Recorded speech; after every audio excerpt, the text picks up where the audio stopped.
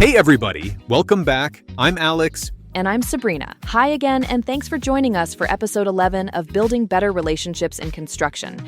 Today, we're digging into a topic that honestly can feel awkward, but is so important: apologizing for withdrawals. We're pulling this from Paul Schwinghammer, pronounced Schwinghammer, and his book, Building Better Relationships. He's the source for everything we'll talk about today.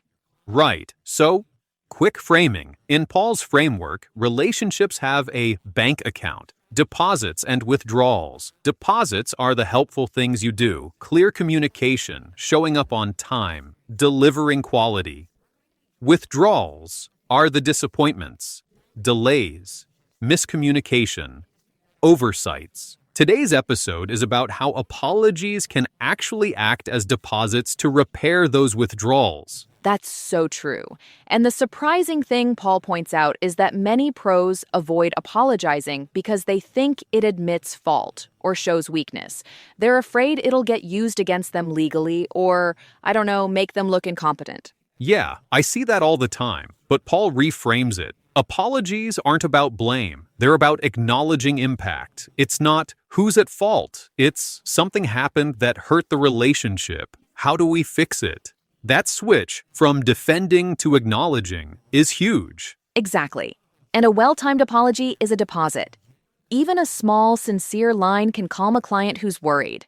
Paul gives a simple example. Say a message never reached a client because of a tech glitch. If you think only in fault terms, you might say, well, it wasn't my fault. But from the relationship side, the right move is something like, I realize you didn't receive the message I sent earlier, and I apologize for that.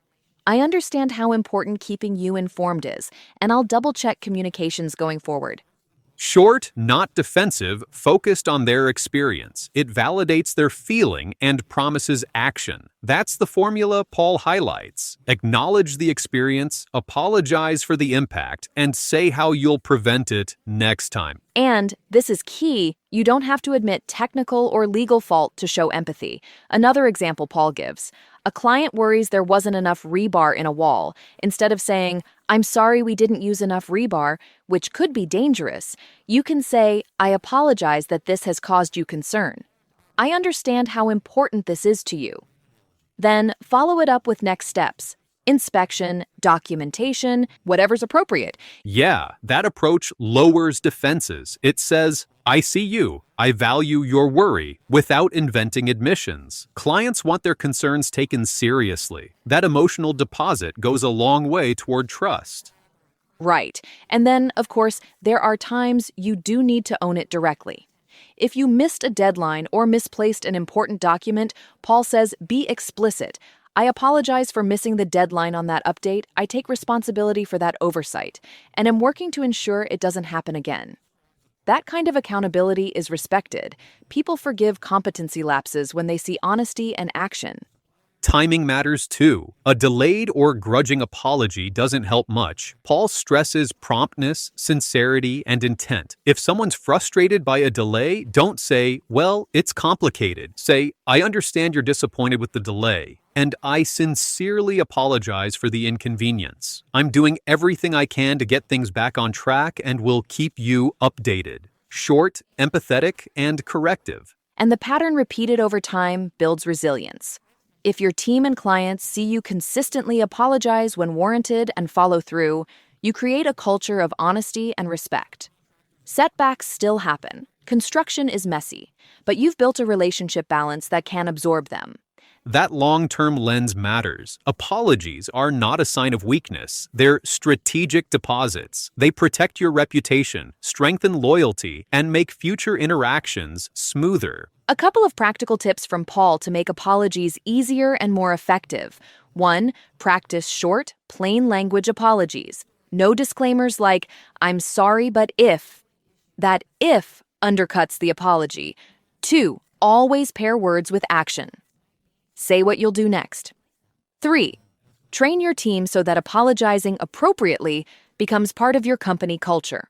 And 4, document the follow-up, not to be defensive, but to show you're actually fixing the issue. It closes the loop and becomes another deposit. Also, and this is important, distinguish between admitting moral or legal fault and acknowledging feelings. You can validate and empathize without creating liability. Paul's examples show how to manage that balance. Let's do a quick role play. Sabrina, you're the client, I'm the CM. We missed an update and the client is upset. Alex, I haven't heard anything about the inspection report. We were told last week it would be done. You're right to expect that update. I apologize for not getting that to you on time. I take responsibility for the delay. The inspector ran into scheduling conflicts and I should have communicated that sooner. I'll have the report to you by tomorrow at noon and I'll call you when I send it. Okay, that would help. See? Short, responsible, corrective. Yeah.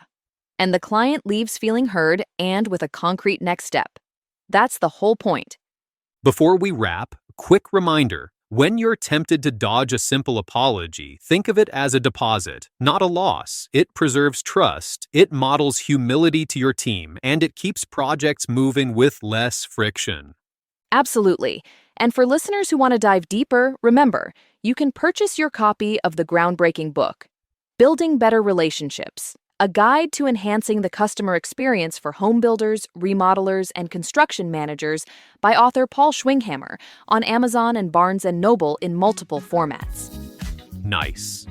Okay, next episode we'll talk about how to recover from bigger withdrawals, major schedule overruns, and how to manage client expectations through crisis. It's more than just saying sorry. That will be episode 12, and it's entitled Responding When Attacked, The Power of Disarming. Sounds great.